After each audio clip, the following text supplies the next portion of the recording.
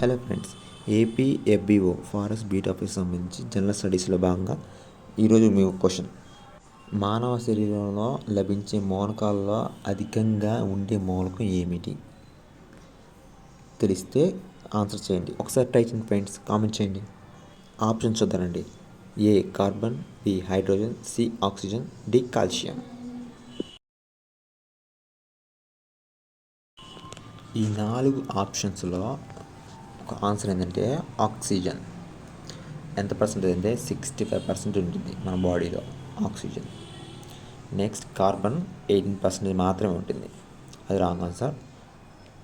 Next hydrogen, అది 10% మాత్రమే ఉంటుంది, అది రాంగ్ ఆన్సర్. కాల్షియం 1.5%, సారీ 1.5% రాస్తున్నాను, అది కూడా రాంగ్ ఆన్సర్. ఎందుకంటే మన బాడీలో ఎక్కువగా ఉండే మూలకం ఏంటంటే ఆక్సిజన్. ఎంత percentage? 65%. Please subscribe my channel.